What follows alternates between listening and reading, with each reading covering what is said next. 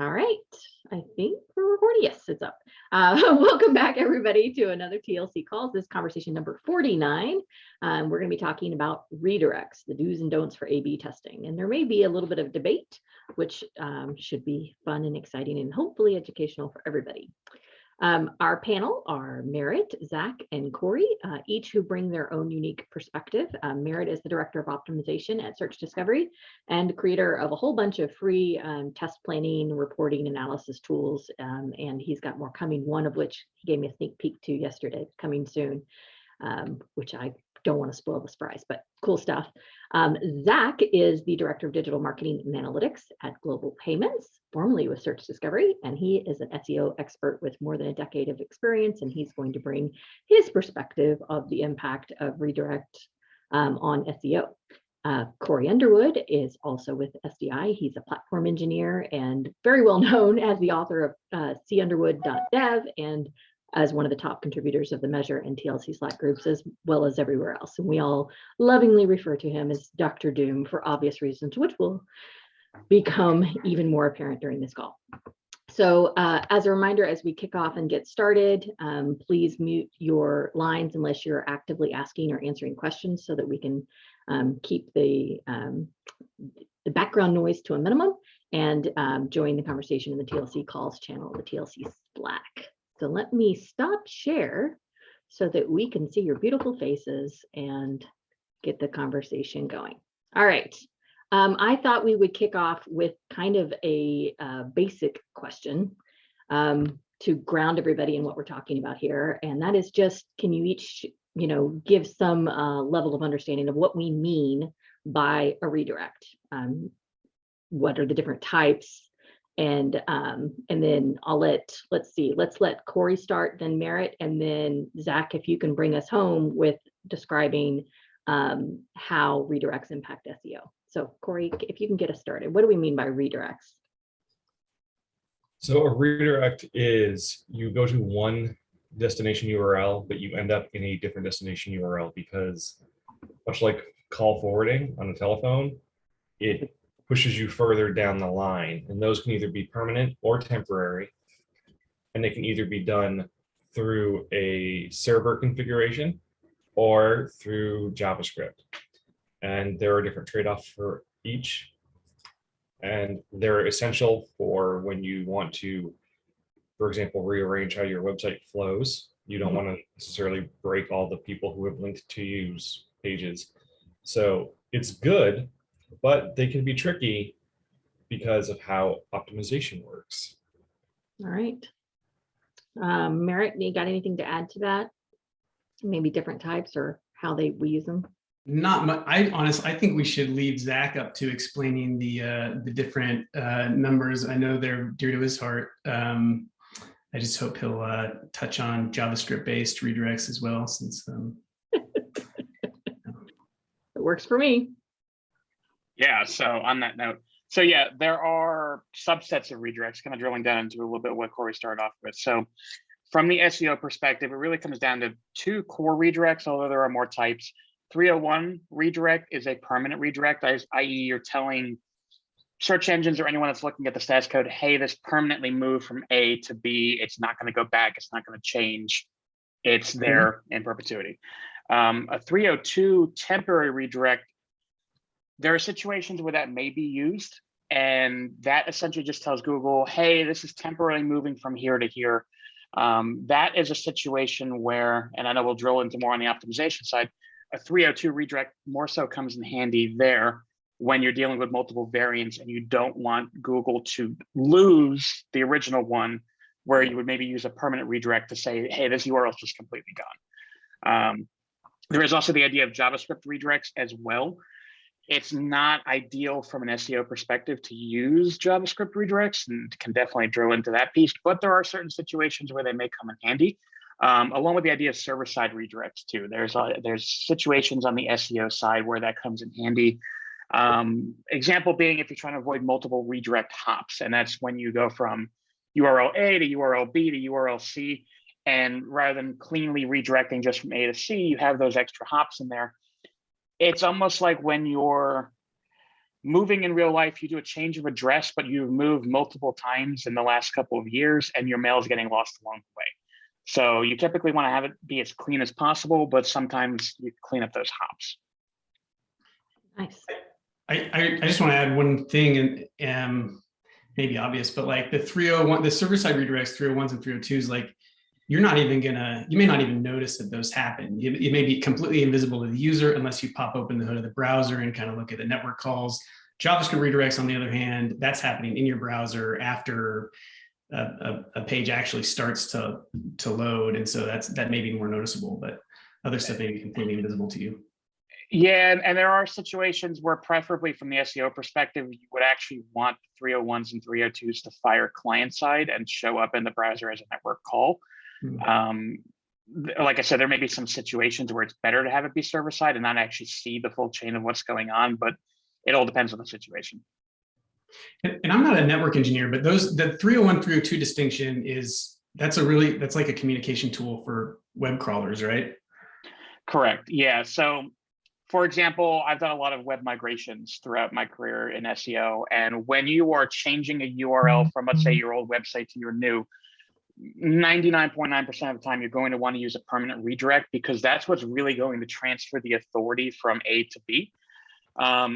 Google has said recently that they eventually consider a 302 redirect to be permanent if left in place long enough.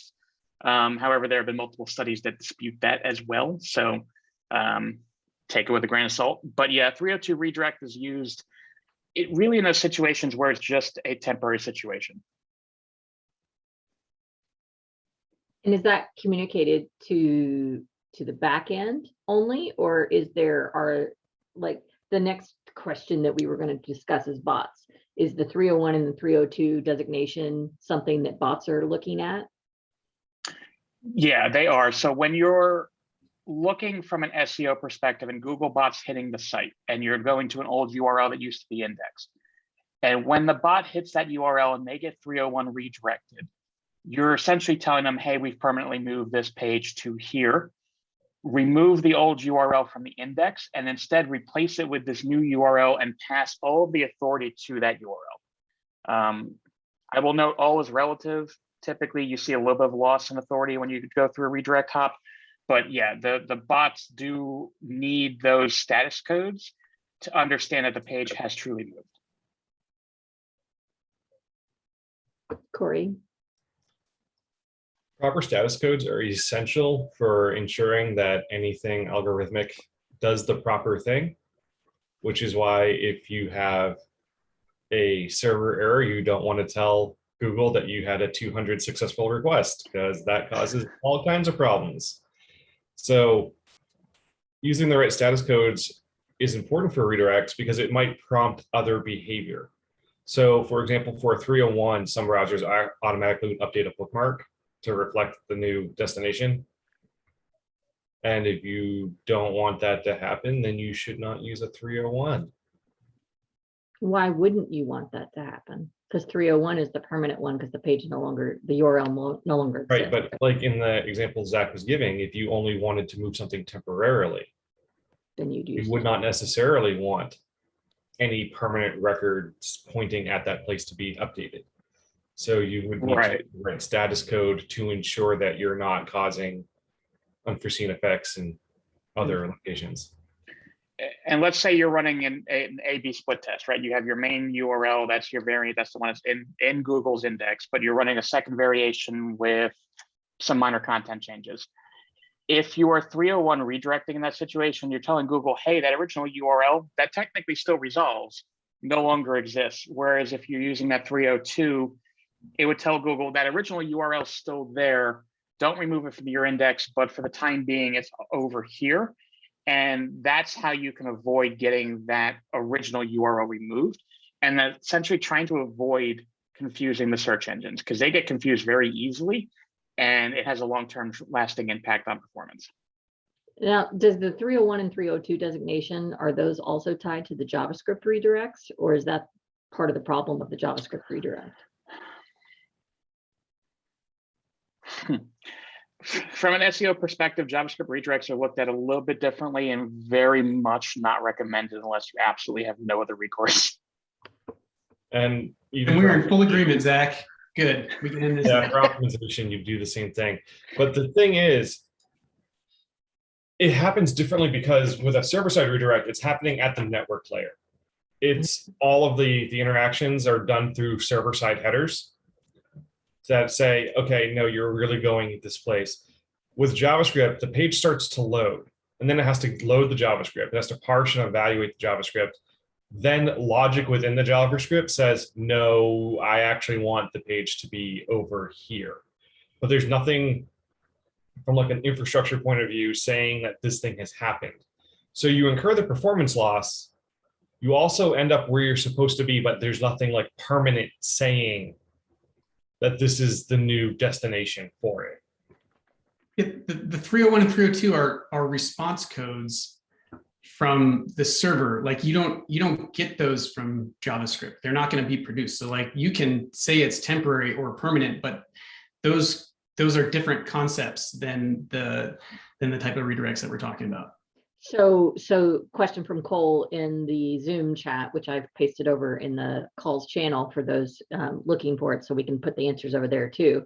The question is, not super technical, when a redirect is put in place via Adobe Target or any platform, how should it be set up? Can you set it up as a 302? And I think what you're saying is if you set it up as JavaScript, you can't. Right. I think all client-side testing tools, when you set up a redirect, it is a JavaScript redirect that the tool is creating for you. It executes on the page, and therefore the concept of 301, 302 is just, it's foreign to it. It's not the same thing. Yeah, and I will note there, in the event that you're forced into using a JavaScript redirect, there are other approaches that you can take to avoid negative SEO implications of that. Again, not ideal, but that's where it comes down to a canonicalization strategy as well.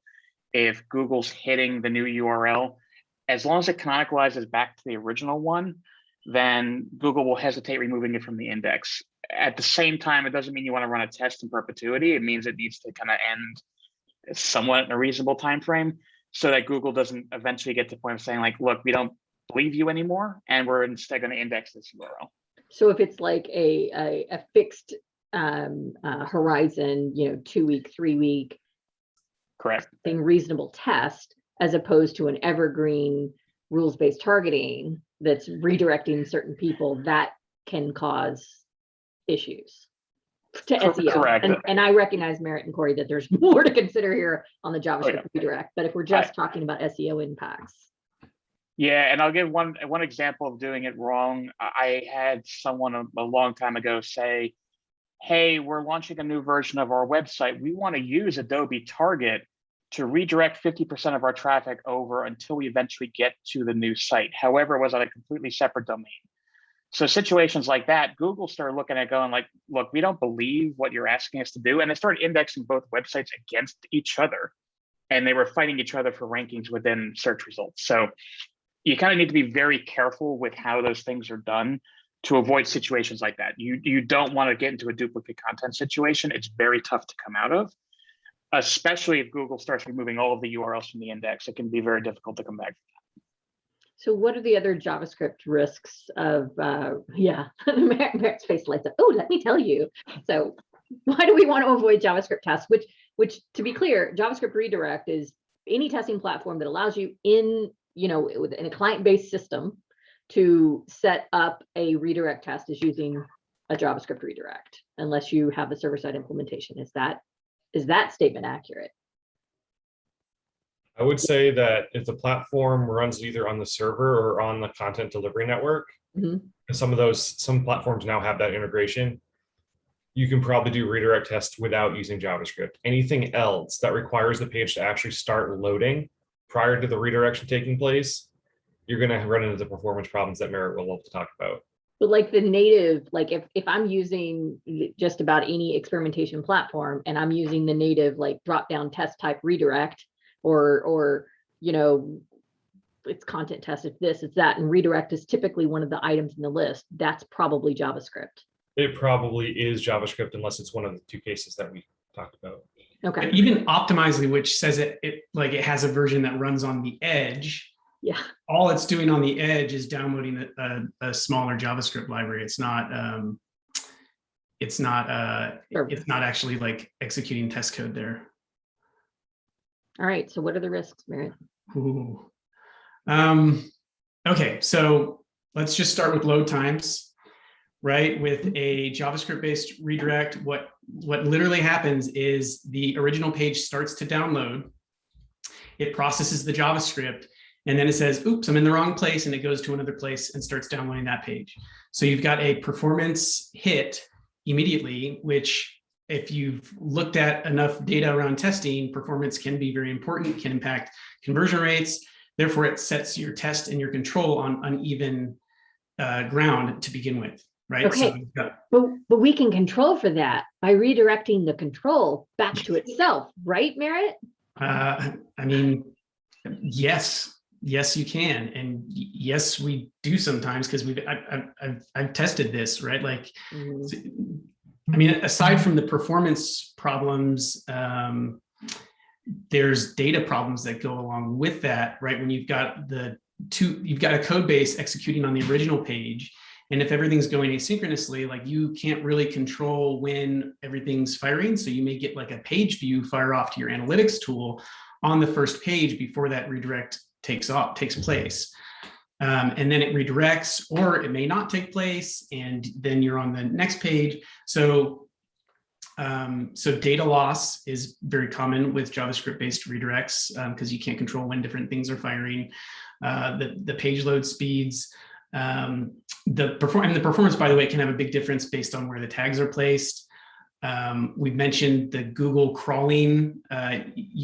So a couple of issues there. Some bots, and I don't understand bots really, really well, but some bots will process JavaScript, some bots will not process JavaScript. What that means is some bots will get redirected and some may not get redirected. And they're looking at information, those bots are looking at information on the page. So when they do get redirected, like Zach mentioned, if you have you have to have canonical tags like set up on the next page and formatted properly in order for the bot to interpret data the way you want it to interpret. So there's a whole like crawling consideration. URLs, right? You're doing two different URLs, and I've never seen good research on this, but they could influence the perception of the page. I've seen so many like test pages have like really crummy URL structures and just be like, you know, have the weirdest names. So I think that's an influence. It's disorienting to the user. They may suspect foul play. Browsers may flag it and say like, oh, you were trying to go here, and this browser is trying to send you here. That error several times. Yeah. What does that do to customer experience? This site is trying to redirect you. Yeah, it's suspicious, right? Like, is that going to improve your conversion rate? I don't think so. So that, man, how much time we got? If you don't set it up right, you may lose tracking parameters, right? Stuff that comes across in the URL if it's an entry. A lot of the testing tools will help you do this correctly these days, but in days of yore, they didn't so much. But yeah, you have to like reattach all those tracking parameters for them to stay intact and for you not lose your referral information. The referral itself is a value that sits underneath in the document model, right? Like lots of tools on your page, which you may or may not be aware of, will use this value of document.refer. Well, when you redirect from JavaScript, that document.refer value is lost. So what are those tools now thinking about that page view, about that visit, about that, you know, where the person came from? So gosh, I don't know, is that all of it? It's a lot, Merritt.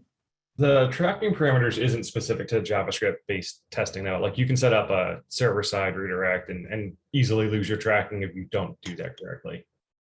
Correct. Yeah. Hey, David asked a question real quick, Zach, and I think it's going to hit you.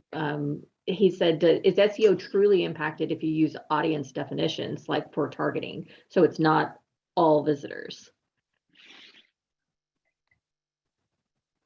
Depends on the audience targeting. Ask for the next page to be indexed, to be clear. I think it would depend on the audience targeting. I mean, it's probably worth noting at this point, I'm sure we can drill into this a little bit more too. technically speaking, you can run A/B testing and various tests for search engines specifically.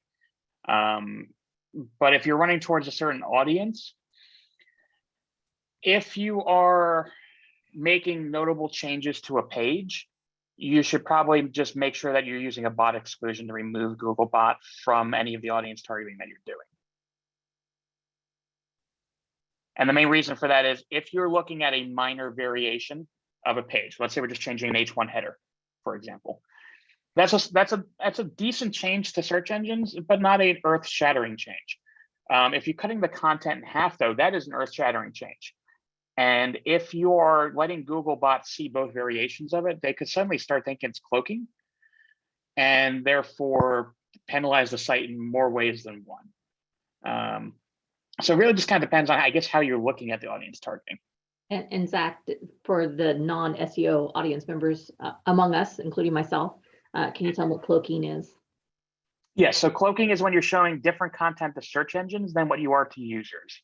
And while you may not be intentionally doing that, in the case of an A/B test, more often than not, people inadvertently do cloak their content because you are trying to show something different to a user, but maintaining the status quo with a search engine.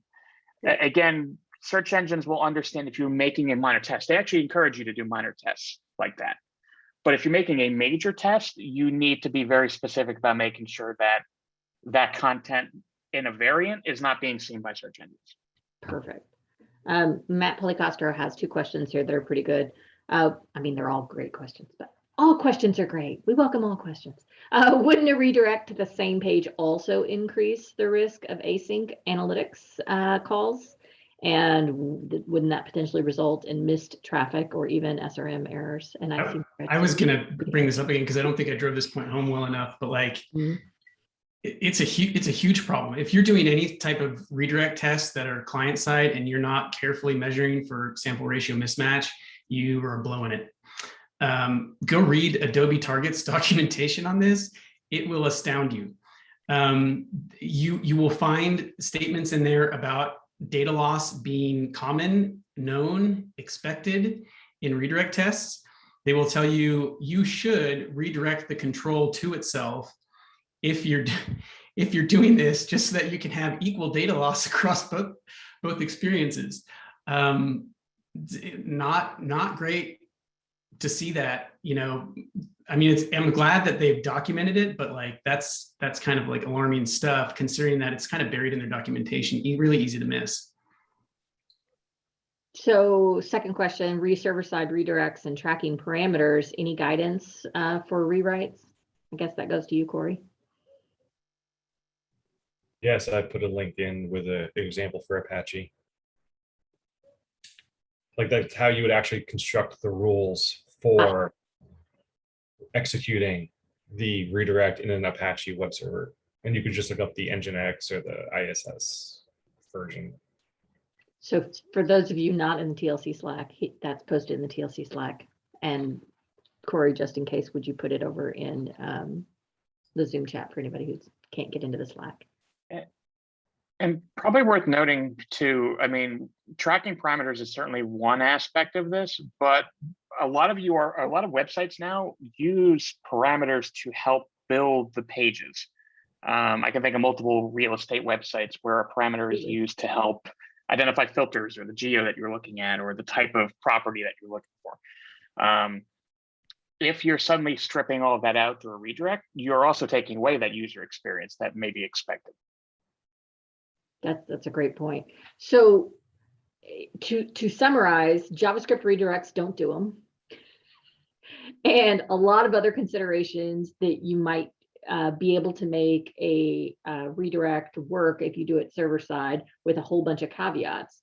But let's take a step back for a second and let's discuss what are examples of redirect tests that you frequently see, and maybe we can brainstorm a different way of getting that information.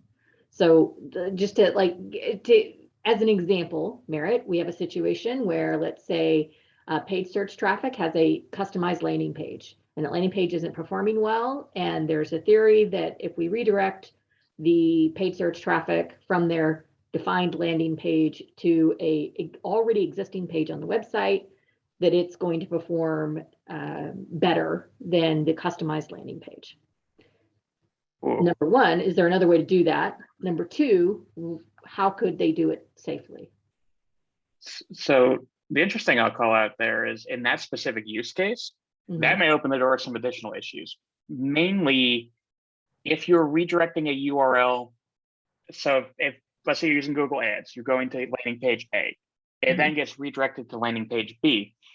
Google may start to disallow your ads because you're changing the URL target. So that in itself opens up a lot of issues on that side of things. Yeah. So that's an ad destination mismatch. Basically, Googlebot says Yes. the URL that you specified for the ad is not where I ended up when I followed the ad. And they will either suspend the campaign if enough of that happens, or if that happens often enough, they'll suspend your account. Correct. So you definitely want to avoid that. And how Google recommends doing something like that. So say you wanted to test 2 different product pages. Rather than redirect one product page version to the other, it recommends modifying a subsection of your product page file to the new format. And so you can't get a page, like the same page, you can't get the same product, A versus B. But in aggregate, you get, here are my product pages that look like this, and then here are my product pages that look like that, and how did each one roughly perform? So it's a lot more work. You have to find similarly performing products to do the comparison across. So that's not landing page versus landing page. That's Content a versus different content. question. That's not the hypothesis that you're trying to validate. Right, Well, I'm saying it's the same kind of concept. You have to either figure out how you can modify part of your file, or what Google wants you to do is just cut over, which is not ideal sometimes. So I want to challenge us just a little bit, because I get that that's a scary thing. I haven't actually seen that happen in practice, and I'm wondering if you guys have, and if you've seen it be like really detrimental to someone's ad campaign. yes, within the last week, I've actually seen that happen. Okay. And I have seen them suspend campaigns or all marketing for several days based off people trying to do large scale testing across most of the site like that. But Yeah. they're also running them through like Google shopping ads, etc. So James Niehaus just shared a link from Google for A/B testing destination URLs in Google Ads. And that's what I was going to get to. Yeah. So the ideal way of testing 2 separate landing pages in paid search is to run, and I'm assuming that's probably what this content's going to be talking about when I open it, is run 2 separate landing pages within Google Ads. Have one set of ads go to page 1, have one set of ads go to page 2, but and that's see which one 2 converts better. different ads. It could be the exact same ad running in 2 separate. Yeah, I mean, there's ways of doing it within Google Ads, or at least having the ads be similar enough to do that. But you can choose multiple landing pages. So I feel like I've run into 2 different issues. I'm not like an ads expert here, but I feel like when I've worked with marketing teams on the PPC side, I've run into 2 different issues. One of those being that some of the ad servers, like from a testing perspective, they don't really want to do A/B tests. They want to do like multi-armed bandits, where they're optimizing and prioritizing exploiting the benefit rather than learning. And the other thing I've run into is them saying that their accounts aren't structured. Like there's a mismatch between the way that the tool wants to execute or set up a test and the way their account is structured. So for example, if like they're programming URLs at, I don't know, I'm probably gonna say something that sounds stupid here, but like at the ad group level, and they want to run the test across like campaigns or something like that. Right. I've had the response come back to me that like there's way too much work involved to like test these 2 pages against each other or test these 2 like concepts. So I don't know. That wasn't really a question, but can we comment on it? Yes, I would agree with that. Based on the way the account's structured and their approach to running that A/B test, it could become very complicated to the point where it's not worth doing. Google Ads has gotten a lot better in recent years and months, and have a It's essentially a drive some experiments section of the site where you can try and run those experiments within a specific ad group or within even just a specific ad set. It depends on the skill set of setting that up, really. So we talked about doing a redirect for traffic coming into the site and why that's risky. Let's go down another layer deep. Let's say I'm 2 pages deep in the website, and maybe there's a banner on the page or something, and there's a link to learn more. And there's 2 options for moving forward to learn more about a particular offer, product, whatever. And they are 2 different pages that already exist on the website. And so what they want to do is see what's the optimal page to send that traffic forward. And let's leave aside, the CTA language. That's not the point. Where we're going is the point. And because the pages already exist, somebody comes to the experimentation team and says, we just want to do a redirect. What are the risks inherent there? Are there risks? And is there a safe way to do it? I would say that you would want to avoid the performance of reloading the original destination to the secondary destination, and ideally you can keep the same creative, but just change the markup that's loaded on the original source page, and you A/B test that. So you're saying like use DOM manipulation? Yeah, so you would have 50% of your group get the original destination, and you modify the banner, even though the banner looks the same structurally, the markup is different, and so the other half goes to the second destination. So the first, right, so they're never getting a redirect. Right. Yeah. So you don't redirect them, but you end up with the same result. So you're not, the change is happening on the same page, not on the first page, not the second, not right in the transition to the second page. Yeah, you're just changing the href source of the link in the banner rather than redirecting after they click on the banner. So you have the variant 1, variant 2 of the original page that they were on. And it all looks the same, behaves the same. The only thing that's different is the link. And you're not doing a redirect. Correct. To change that link. What were you going to say, Merritt? Yeah. I agree with that. You have to be really, really careful that you don't have a leaky bucket somewhere. I've made this mistake where we're controlling the flow. It seems like a pretty obvious flow into another area of the site. And so we're changing the links, like the entry points to that area of the site. And that's where like the test is taking place, even though what we're interested in measuring is like in the next area of the site. And so like your measurement becomes a little more complicated that way, because you really don't care about a visitor until they click on the link.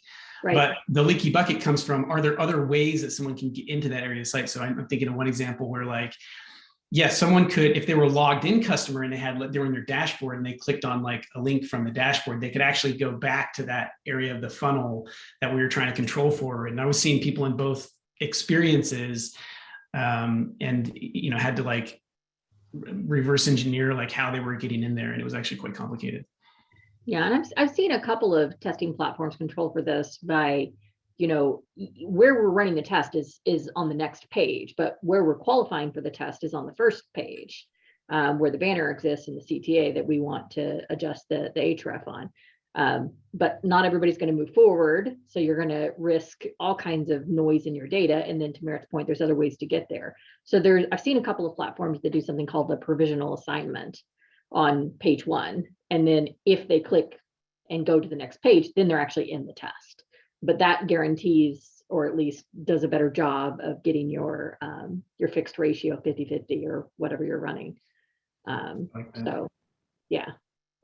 There was a question over here. Let me go back to it. James Niehaus was asking about the AB destination URLs in the Google Ads. And I was under the impression, and I don't work with Google Ads at all, but I was under the impression that Google Ads did have a way for A/B testing. Are you telling me, Merritt, that it's not really A/B testing, that it's multi-arm bandit? No, I'm not saying that. I'm saying that's the response I've gotten from because not everyone's using Google Ads to like set up all their programmatic stuff. So correct. That's an isolated platform decision. If you wanted to A/B test in another platform, that's depending on what's possible within that specific tool.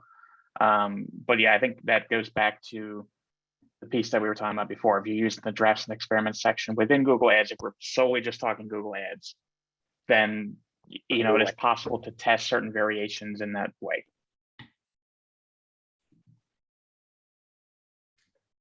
I got a question. I mean, Zach or Cory, I know you'll have an opinion on this, but like, we're talking complete redesign of the page, right? This is like the most common redirect scenario for an A/B test.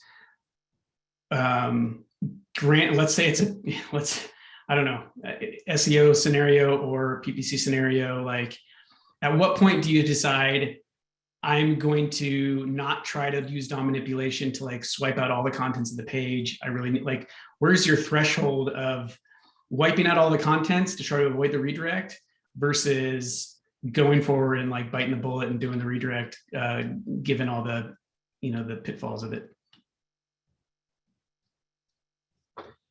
It's going to depend a lot on what you're talking about. So for example, a generic landing page is probably lighter than if you were trying to swap out like the product controller for someone's product page, right? So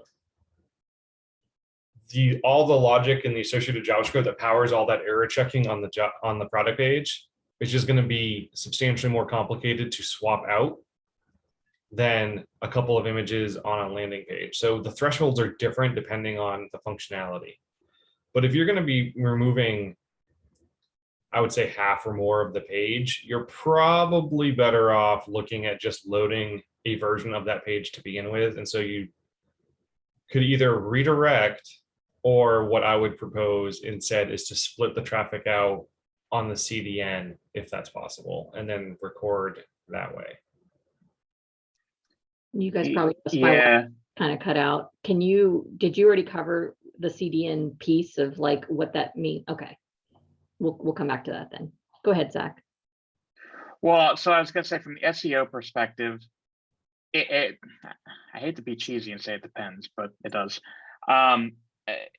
If you're changing more than, let's say, 10 or 20% of a page, then that's where you're really going to want to start excluding Googlebot and other search engine bots, honestly, from your tests. And that's because you're getting to the point where you're borderline cloaking. And if you're changing too much of the page, Google's going to get very confused there.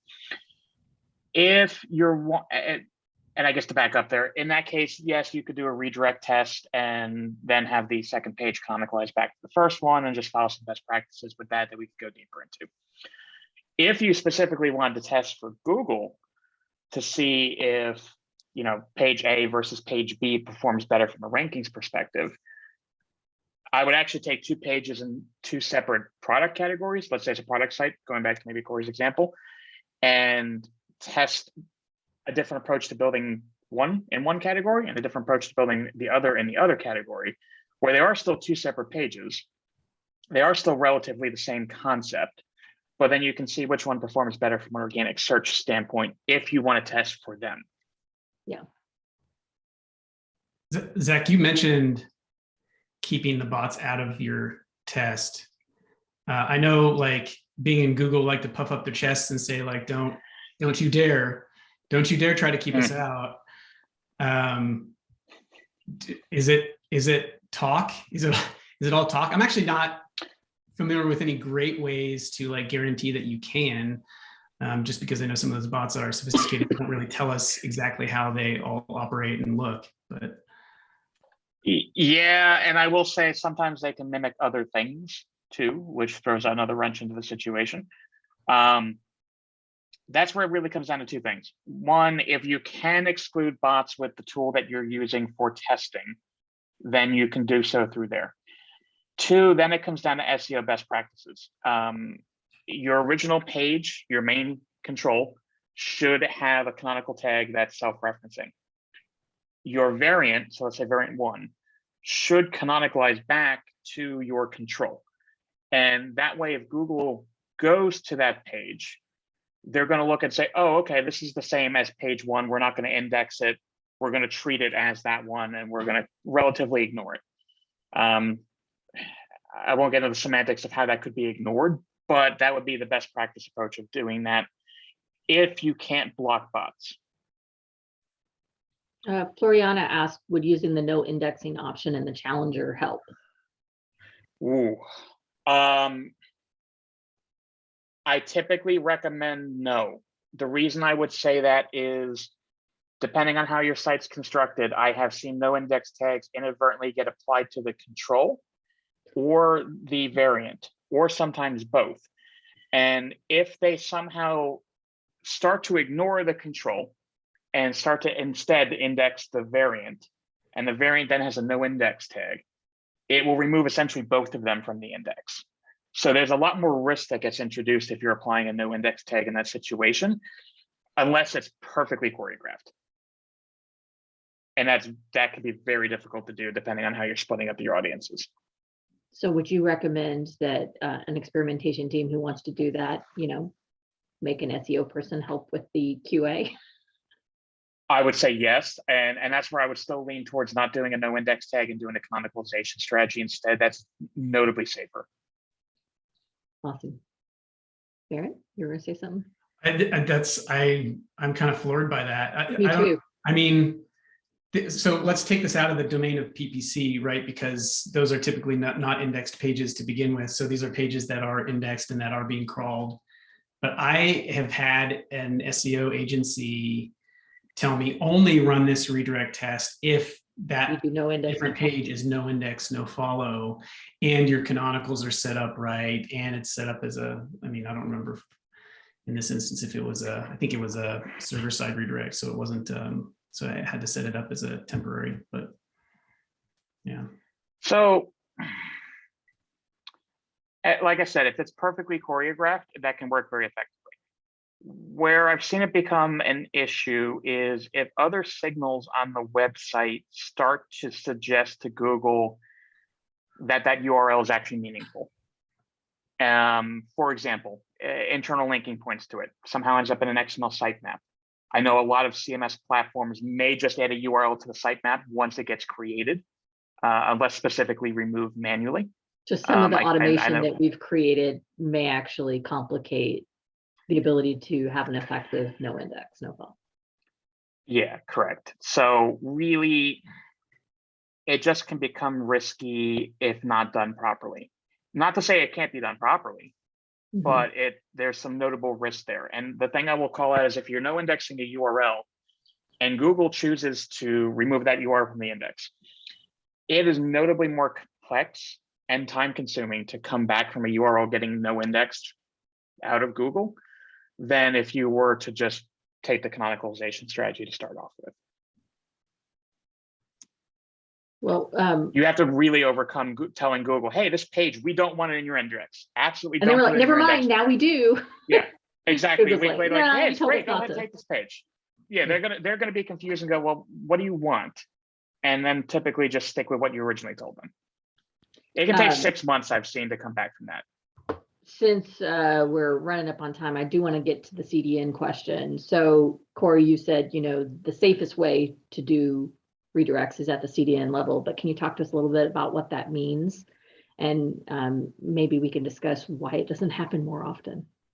Sure. So you actually have to have a content delivery network, and that's a system that you typically pay monthly for or annually for that helps protect your infrastructure from excessive load, but also decreases the last mile to the user's machine. So there's some performance gains and there's some savings that could be had versus buying more and more hardware to handle the load. Any examples that people may be familiar with? Akamai is one, Cloudflare, there's a couple of others. Yep. But some of them have the ability to do segmentation / redirection on the layer that basically all the traffic flows through the network. and you can actually have the split done there. And so what that means is that either they'll ultimately end up on the page that is desired because it can swap them with the same URL, and it controls all of that by a cookie that it also sets. The issue is a lot of that is not super smart as far as segmentation goes. So it's kind of like strict weighting. And Sure. you can't really qualify it through like other things necessarily. So the other entry qualifications that you might have where you want to show, let's say you're running a credit card offer test and you only want to show it to people who don't already have that credit card or who are members of this or that loyalty club. In that scenario, the CDN wouldn't potentially have the ability to segment at that level. Right. Like if the user has a cookie that identifies them as such, like it might be able to read that, but it wouldn't like go out to your website and figure out if they're supposed to have, because everything is supposed to happen in like 20 to 30 milliseconds, right? So you can't run a lot of code, Right. but you can make sure that the user gets the appropriate page just through the configuration changes. Now, with that said, changing a configuration for a CDN can be fairly risky because it affects all of your caching strategy and everything that might be going on. And the chances are that you'd have to work with whatever site reliability / networking team that you have to set something like that up. The advantage there is that you're not necessarily breaking how the site works or trying to get around something that could probably be done better by just serving the desired page initially rather than moving between pages or basically redesigning the page after they land. Okay. So Go ahead, Merritt. I'm sorry. to be clear then, this is using your CDN as your testing tool. Right. I mean, I get there are some testing platforms that like plug into the CDN, SiteSpec being one of them. I know there are others too, but like using a segmentation plugin for Akamai, right? That's like Akamai is doing the user identification via cookie, they're doing the splitting, and they're doing the serving of the experiences to A or B. Yeah, and then you have to hook up the analytics side Yeah. on the downstream, on the destination page to interpret all of that. I'll call out from my own experience, the challenge of doing this is that you're oftentimes working with an entire different, like it requires collaborating with the network engineering team, which you may not have good work alliances with, right? Like you may not be on their radar of stakeholders. And so they don't really want to take, they may not want to take work from you, or they may not want to prioritize work from you. And they may have trouble. I've had trouble kind of like getting the same semantics, like using the same language to describe stuff. I don't know. This happens a lot with different technical teams, right? Where like you're coming at things from different scenarios, and like you start talking about testing, and they're like, "Oh yeah, we're like that means something completely different." Like I've just found that there are some language barriers there, and then there's just like some workflow barriers there, and it can be like genuinely difficult. Like not that any steps that they have to take or that you have to take are that technically prohibitive, but it's hard to like actually forge the working relationships and like get a project off the ground when you don't work with that team on a daily basis. You guys kind of are coming from different spheres of It's a significant challenge. Yeah. Is why it pays to have a testing developer help you. Well, you're hoping that testing developer has those connections too. Right, but I mean, at least they can probably talk the same language as the other engineers, and that definitely helps a lot. Even if the people ultimately responsible for the change don't necessarily understand it, as long as it can be explained to them in a technical way so they know what they have to build. Yeah. That's the key part there. Yeah. I want to bring in Dave Parker's question. He said, so when we do this client side, we always set the new page to no index, no follow, leave the default page alone. But most of our tests for redirects are done with specific segments that shouldn't be caught by the SEO bot. For instance, we have destination test happening in the next week, but the segment is based on a query string that comes through the referring URL and subsequently written to our target inbox parameter. By watching that parameter, split them into existing destination to a new destination, and depending on the outcome, switch the initial link destination. He says, I've always been told our bots don't see target delivered content that have segments changing content. We're not fully defined as doing cloaking, but it's a gray area. Yeah, I was starting to respond back to that in Slack. So that's an interesting use case. The potential concern that I would personally have is what happens if Googlebot gets segmented into that test?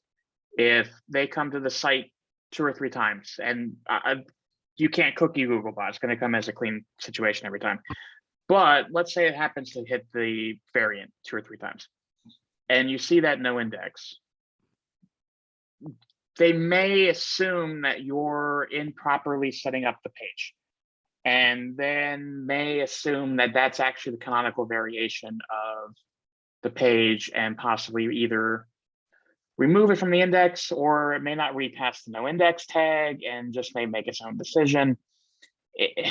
It's difficult to say what it would do, but it does open up to some risk. Happy to get more context on the particular use case here and maybe advise. Cheesy thing I hate to say with SEO is every situation depends. Everything is unique to what you're doing. And in some situations, it may work to do X, but in other situations, it may hurt you to do the same strategy. All right, we have 4 minutes, and I want to do a round robin. Each of you say, one risk and one recommendation related to redirects and experimentation. Sound good? One risk, like the most important thing you want them to remember about a risk, and a tip. Who wants to start?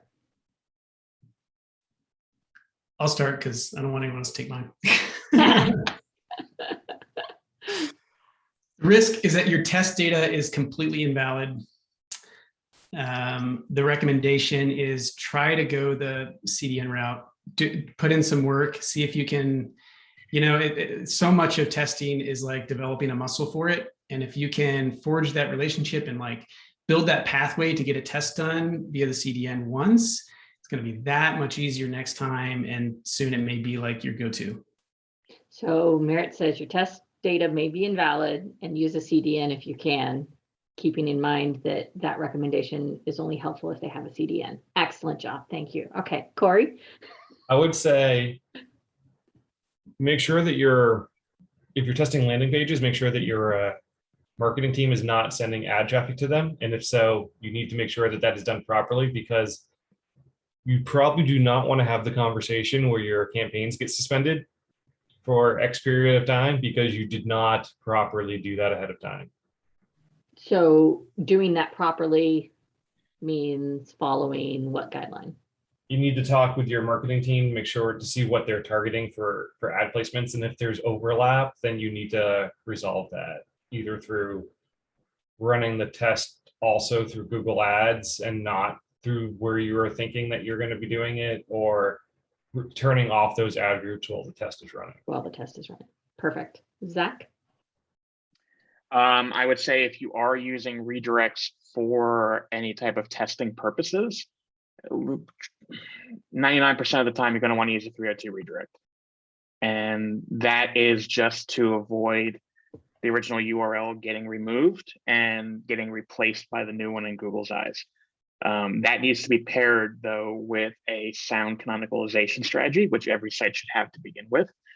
And those two things combined, along with some of the other things I dropped in the link in Slack, then those things combined will help to ensure that you don't run into any SEO issues. Awesome. And I think I would be remiss to say, Merritt, you'd probably recommend making sure that you have a experimental design expert, and Cory, you want to make sure that there's an opti dev, and Zach, you'd want to make sure that you got an SEO expert, and that those 3 people are working together to make sure that you're designing the test the right way and avoiding these risks. It's all a team effort. Everyone's got to work together and be on the same page. If one person's not on the same page, then that's where you start running into problems. Awesome. Thank you, guys. I really appreciate today's conversation. It was very helpful. There's lots of comments and conversation in the TLC calls channel. Thank you, everybody, for participating. And as always, as soon as I wrap this up, the recording will do whatever it does, and then I'll get it posted on YouTube and share it out today. Thanks, everybody. Have a great weekend and a great Thanksgiving if you're in the US. Bye, Neve.